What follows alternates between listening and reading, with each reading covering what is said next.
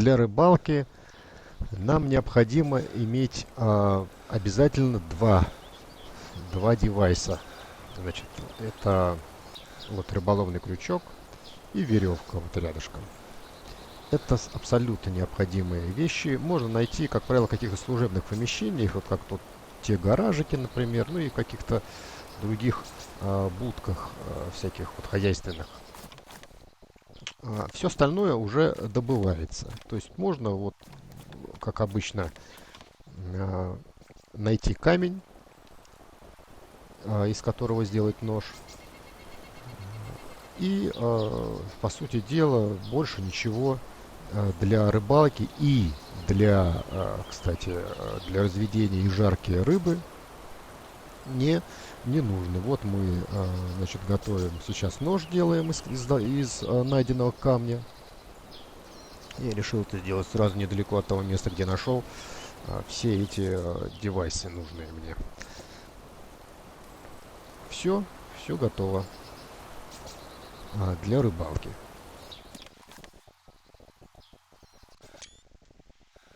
Итак, вот я подбежал к ближайшему прудику. Э, Совсем не обязательно, чтобы он был большой, любого размера. И нож взял в руки в нож. И уже потихонечку, значит, готовлюсь к рыбалке.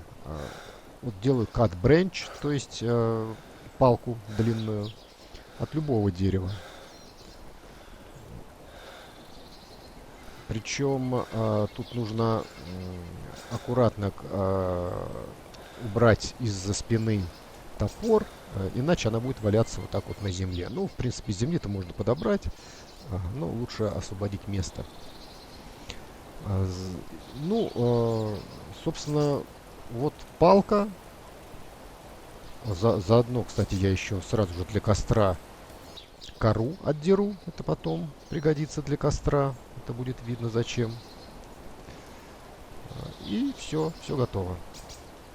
Да, кроме веревки можно еще использовать кишки животных, но, к сожалению, только крупных животных. То есть вот каких-то там часто встречаемых животных, там курицу, ту же рыбу, к сожалению, у них так называемые маленькие кишки. Small, забыл там, как это все называется. А вот теперь создаю удочку. То есть можно, вот видите, можно создать лук из веревки с палкой, а можно создать удочку. Вот удочку я создал, и теперь на нее нужно навесить крючок. Да, еще сначала же нужно накопать, собственно, все тем же ножом нужно накопать червей. Тут, прям скажем, сложно сказать, какое именно место лучше подходит. Просто вот так вот лазишь по земле и ищешь, где именно появится вот эта вот надпись, значит, копки червей. Любое холодное оружие, ну и нож, естественно, подойдет. Ну вот что-то пока никак не получается у меня найти, где же тут копануть червячков. Прямо-таки какая-то... вот мелькнуло. Чем вот этот кусок земли отличается от тех, что я прошел, я не знаю. Совершенно ничем. Вот смотрите, вот те же самые, вот, точно такие же места. Но там нельзя было, а здесь можно. Вот я копанул червячков, сразу же их тут целая стопочка, 4 штучки. Можно еще. Сколько вы хотите рыбы, столько и копаете червяков, потому что каждая рыба, она в итоге пойманная, она в итоге съедает червяка. А вот теперь, вот можно, кстати, эту удочку потом разорвать на палку и соответственно, веревку. Так, вот, сначала, да, крючок не вешается. Нужно сначала сделать крючок с наживкой, только потом он в таком вот виде навешивается на удочку, никак иначе. А не как по-нормальному, да?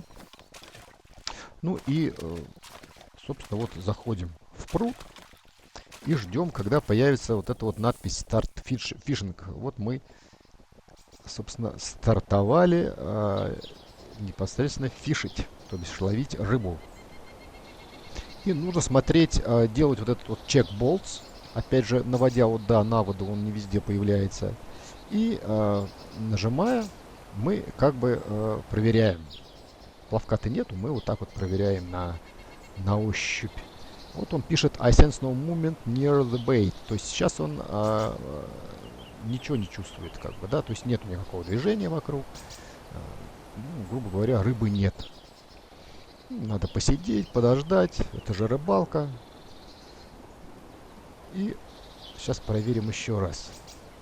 По-прежнему все нет. Лучше с места не сходить. То есть можно чуть-чуть подвигаться, ну совсем так вот чуть-чуть. А вот смотрите, появилось какое-то движение около крючка. Вот there is some moving near the bait. Какое-то движение, да.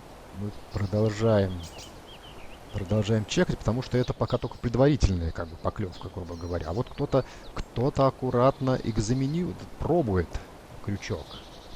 Это тоже все еще не наш уровень. А вот красным зажглось, что кто-то схватил крючок. И нужно вынимать. Вот мы выдернули, и вот он карп у нас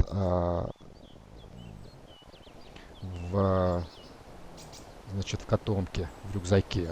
Продолжаю я ловить рыбу. И могу сказать, что опытным путем я вычислил, что вот нажимать эту вот check the bait, то есть проверку можно сколько угодно быстро раз, но в итоге не приводит это к какому-то заметному результату. А лучше получается делать это где-то раз в 30 секунд. Вот так вот, плюс-минус. И после нескольких таких вот проверок, вот видите, сейчас я пробую почаще как бы вот чекать, но ничего от этого не происходит. То есть можно быстро, можно помедленнее, но ничего не происходит.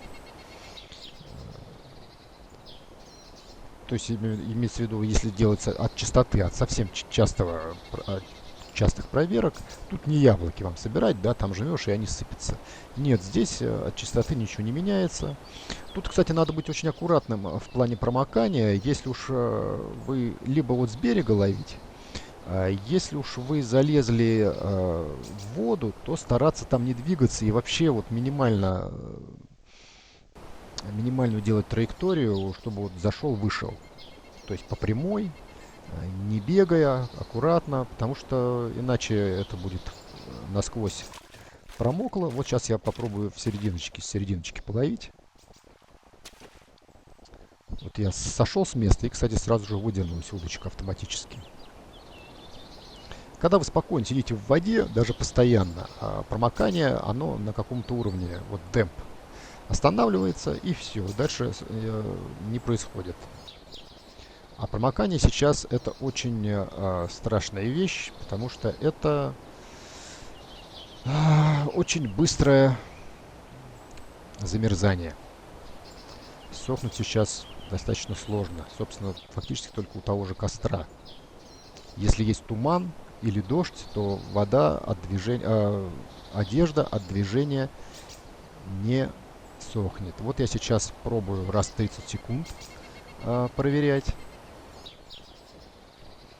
То есть уже с таким солидным, как бы это сказать, интервалом.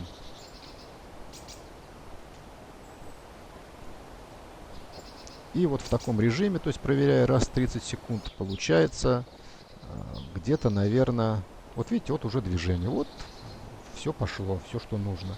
То есть где-то на второй-третью проверку появляется вот это самое движение около крючка. Вот какое-то все по-прежнему движение. Здесь уже можно почаще, здесь как бы уже хуже не будет. Вот кто-то опять пробует крючочек, продолжает его пробовать, а вот он его схватил. И мы, естественно, сразу же делаем pull-out, то есть выдергиваем. И вот уже два карпа. Крючок автоматически оказывается в инвентаре. Опять на него насаживаем. Опять крючочек насаживаем на удочку. И продолжаем еще раз. Опять делаем старт. Вот все это время я сижу в воде и не промокаю дальше начального уровня, потому что я не шевелюсь. На самом деле оно, конечно, было по-другому, но здесь пока вот так. Пруды здесь просто кишат рыбой, я так полагаю. То есть поймать можно, в принципе, много. Единственное, что вот нужно, да, какое-то время на это потратить.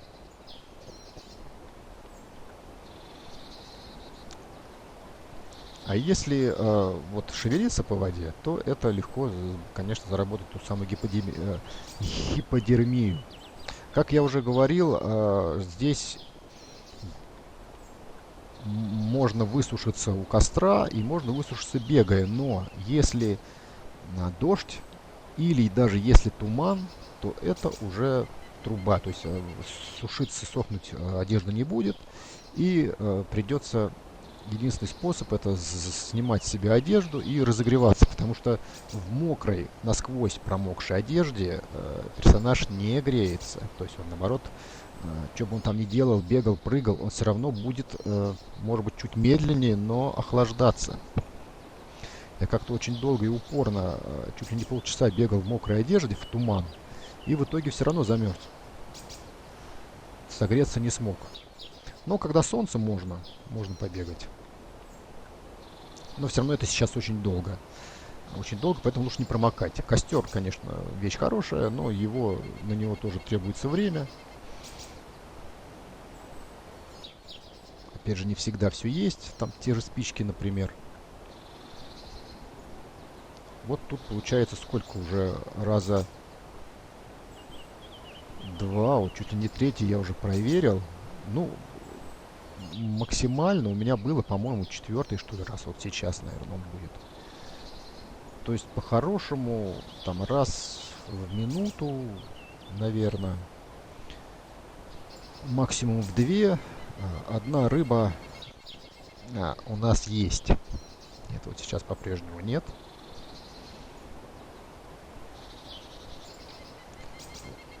Тут вот я экспериментирую опять почаще нажимать. Совсем часто. А вот смотрите, кто-то, то есть вне зависимости от того, почаще, тут кто-то уже пробовал, поэтому я экспериментирую. Это я уже ловлю рыбу, сам уже забыл. Третий, вот он пошел третий, да.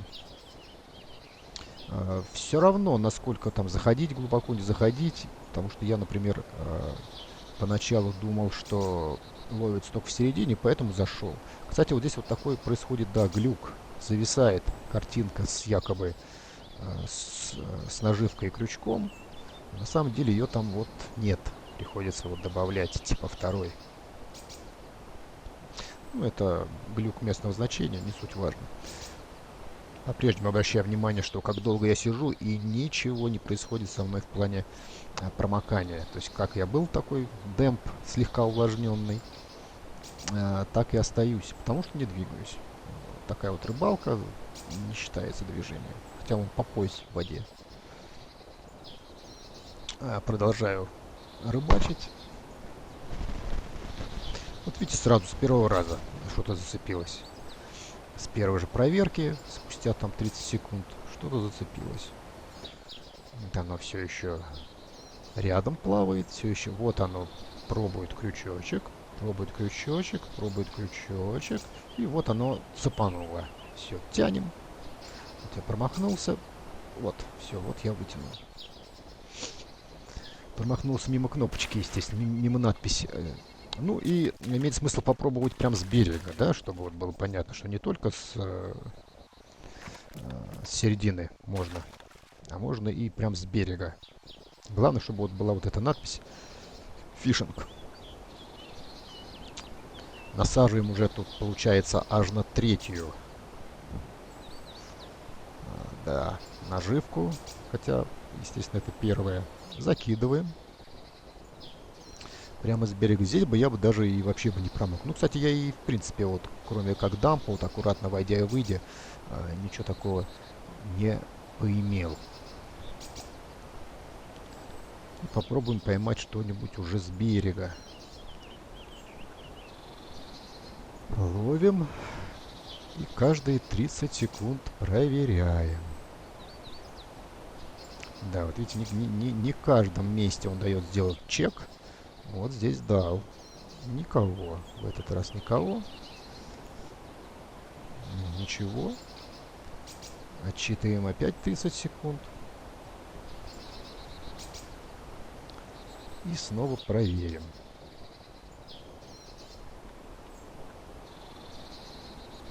Рыбу, если что, лучше есть, конечно же, вот на второй раз никого нет, жареный.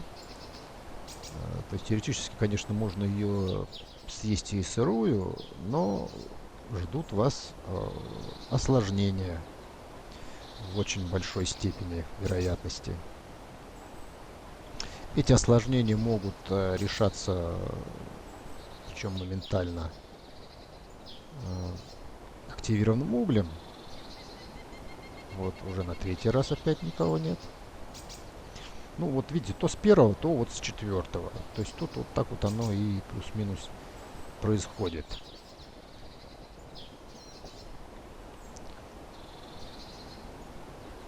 Продолжаем, значит, ловить, потому что рано или поздно оно будет. Скорее рано, учитывая, что уже аж четвертый раз.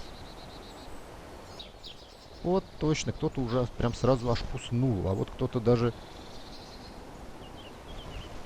А вот кто-то даже зацепился, да. Мы его вытащили сразу. Ну, что же. Вот сколько-то рыбы я поймал. И... Видите, 5 штук. Можно удочку разобрать, потому что в сборном варианте она достаточно... Да, рыбу, конечно, безусловно, нужно порезать. Каждая рыба дает вот такие две филюшки. И потом вот кишки. Кишки, вот как я уже говорил, к сожалению, нельзя использовать как леску. Но, кстати, ее можно есть. Опять же, при наличии все того же активированного угля. Кишки достаточно питательные. Тут я уже немножечко порубил дров. Но теоретически не обязательно рубить прям дрова топором. Практически можно тут зажарить, просто набрав много-много палок.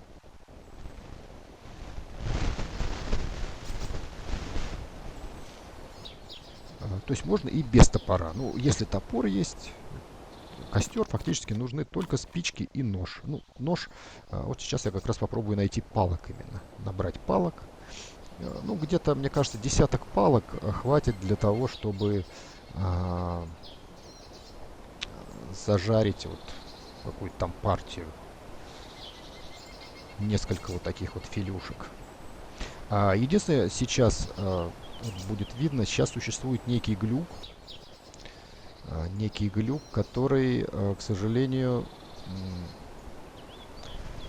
состояние, вот так группируем, находим, группируем, к сожалению, не очень, вернее, совершенно некорректно показывает состояние мяса приготовленного. Цвет его меняется в соответствии с нормой, то есть там готовленное или, может быть, уже сгоревшее. А вот название ничего не говорит. Я думаю, что это должны поправить, но, тем не менее, пока вот оно вот так. Так что нужно ориентироваться по цвету. Конечно, для этого нужно как минимум понимать, какой цвет у чего должен быть, когда оно готовое, а когда оно сырое или сгоревшее. Кстати, сгоревшее имеет, если съесть сгоревшее, его что же можно съесть, но оно имеет такой же нехороший эффект, как и сырое мясо, то есть можно заболеть, отравиться. А тут еще надо понимать, что от сырого еще хоть какие-то полезные вещества получишь, то от сгоревшего практически ничего не будет. А можно, кстати, не мучиться с сбором палок, а можно тем же ножом сразу вот сделать в ближайшем кусту. Это просто если нет вокруг кустов, тогда имеет смысл заморачиваться палками. А если есть кусты, вот ножом нарезал, и, пожалуйста, у тебя уже целый склад вот этих палок. То есть получается 2 куста плюс-минус уже готовый как минимум костер. В крайнем случае их можно еще там подломать, пока костер идет. Да, освободим от кишков. Сейчас у меня будет нормальное мясо, поэтому нет смысла хранить сырые какие-то продукты.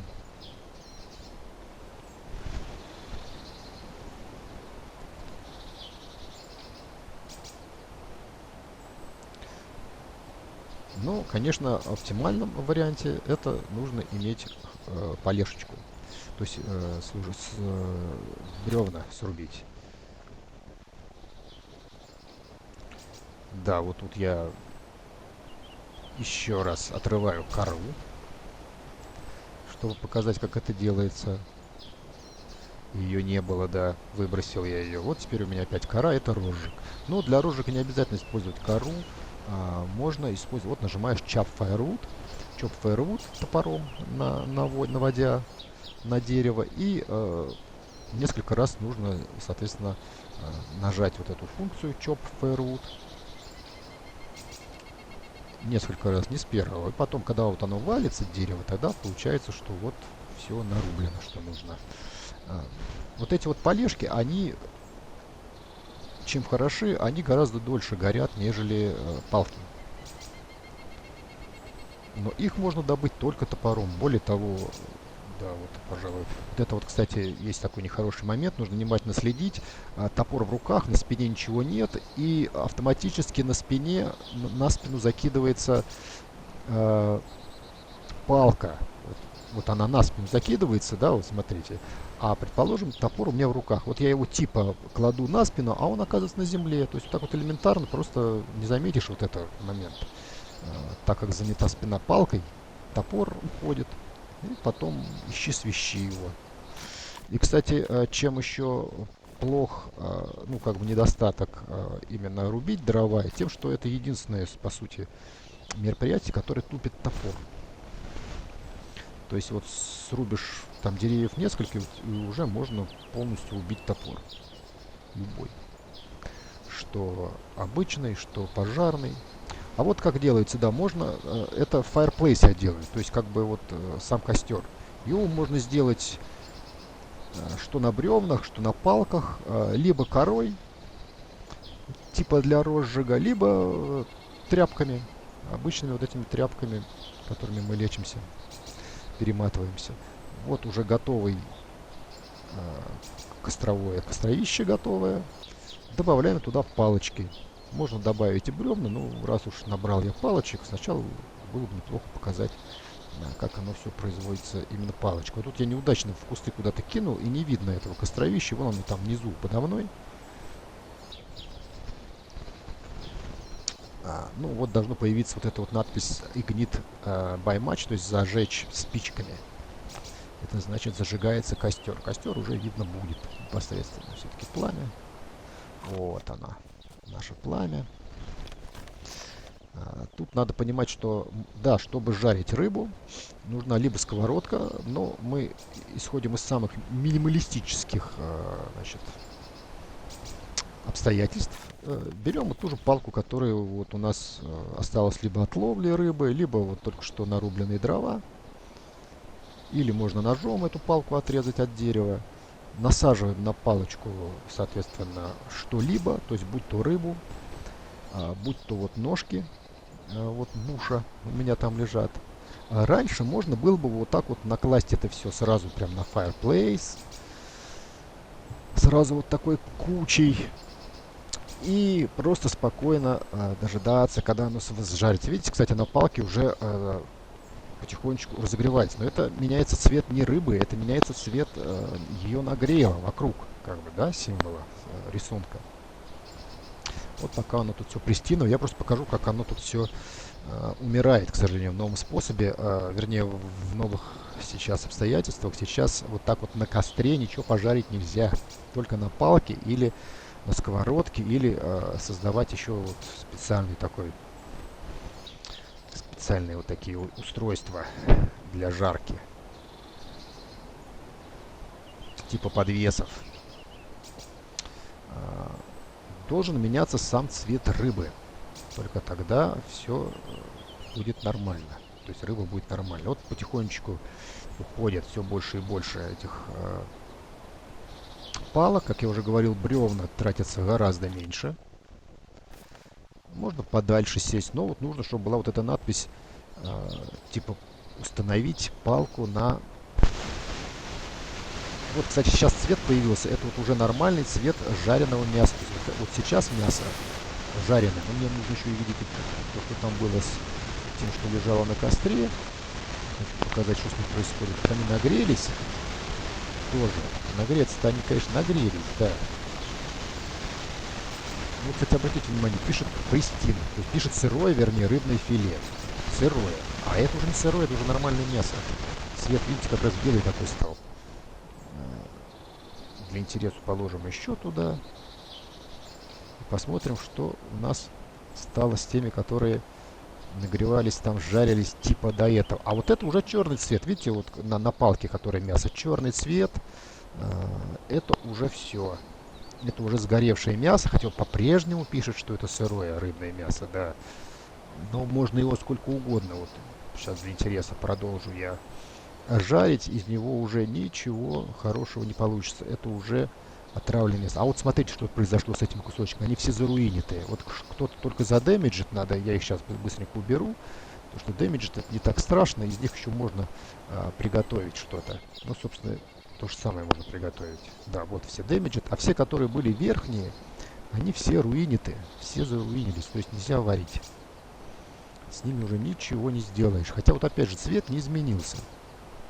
То есть тут другой глюк. По-хорошему сгоревшее оно должно быть черного цвета. А здесь оно просто вот становится такое вот руинитое по надписи. Тем не менее, ни то есть нельзя. Ну, вот я пожарил, сейчас бы уже, наверное, пожарился второй кусок, а вот только пошла следующая порция палок. А уж тем более с дровами было бы еще дольше. Ну, тут вот видно уже, да, что ничего не изменяется. Все. То есть больше, чем горелое, мясо более чем горелым быть не может. Поэтому вот я одно из тех, что успел снять, поставлю и буду пробовать еще раз сделать все-таки нормальное мясо, чтобы еще раз было видно. А пока попробую съесть, чтобы показать, что происходит, когда съедаешь нехорошее мясо. Да, вот как раз тем самым можно все это исправлять, тем самым активированным углем. Нехорошие все пришествия. И, кстати, могу точно сказать, что я испытывал, съев, кстати, вот видите, уже разогрелся аж до состояния ход, потому что рядом с костром. Для интереса, чтобы уж не морочиться, заправлю дрова, тем более, что я заканчиваю. Но я, как уже говорил, хотел сказать, я ел и нормальное мясо, то есть, которое сейчас вот будет такого белого цвета, то есть зажаренное, оно должно быть белого цвета, именно рыба. У других там продуктов мясных там другие цвета свои. И все было со мной нормально, несмотря на то, что там было по-прежнему написано сырое, что у такого, что у горелого, что у действительно сырого. А вот видите, вот уже появились спецэффекты. My mouth tastes funny в левом углу нижнем. То есть странный вкус чувствую я на зубах, вернее во рту. Это вот и есть те самые признаки отравления. Они будут прогрессировать. И в итоге потом появится сик. То есть болезненный. Вот надо до этого состояния сик, который появится там, где вот ход, гидраты, то есть статусы. Надо успеть съесть активированный уголь. Один активированный уголь сразу вот все, сколько бы там не съели, вы не отравились бы там сколькими бы продуктами, пока не появился сик, то есть больной, все это лечится активированным углем. Ну вот я сейчас дожидаюсь нормального цвета, нормального мяса, чтобы показать, какое оно все-таки должно быть. Не черное, как я съел, не розовое, как вот оно сейчас. А именно оно должно стать, по крайней мере, рыба должна стать белого цвета. Вот, все, собственно, вот это нормальный цвет. И вот это можно 100% нормально есть. Достаточно хорошая питательная пища. Ну, собственно, на этом все.